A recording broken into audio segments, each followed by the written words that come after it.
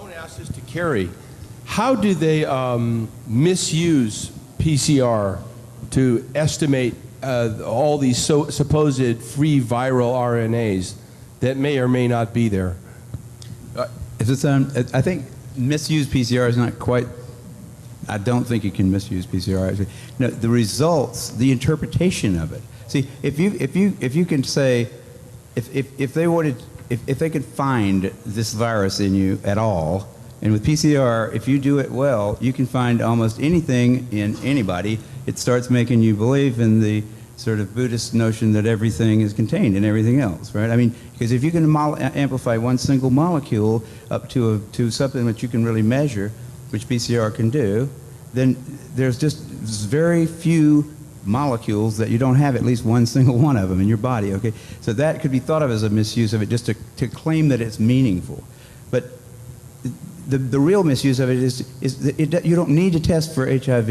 You don't need to test for the other 10,000 retroviruses that are unnamed also in the subject. See, somebody that's got HIV generally is going to have almost anything that you can test for because they have definitely been. HIV is a fairly rare virus.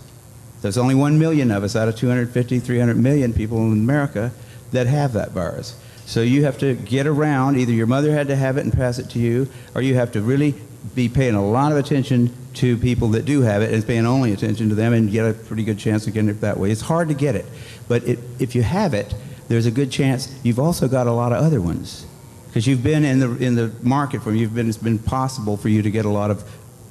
To test for that one and say that has any special meaning is what I think is the problem. Not that PCR has been misused. It's like.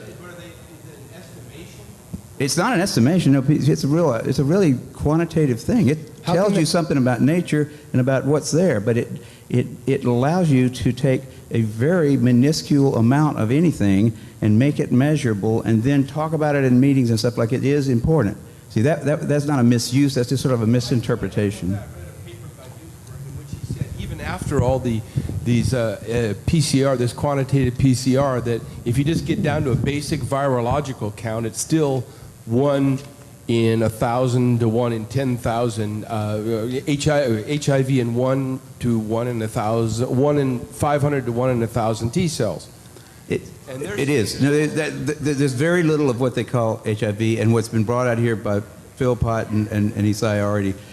The measurement for it is not exact at all. It's not as good as our measurement for things like apples. An apple is an apple. You know, you can get something that's kind of like, if you got enough things that look kind of like an apple and you stick them all together, you might think of it as an apple. But and HIV is like that. Those tests are all based on things that are invisible, and the results are inferred in a sense. PCR is separate from that. It's just a process that's used to make a whole lot of something out of something. That's what it is. But it's not. It doesn't tell you that you're sick, and it doesn't tell you that the thing you ended up with really was going to hurt you or anything like that. That's what it's not.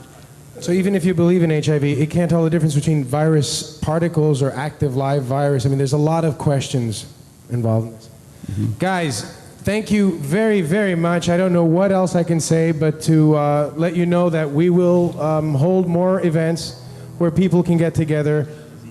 Hopefully not when they're all out of town for the holidays, but when we can have a really, really continuing and a growing movement of people asking simple questions. We don't expect to convert any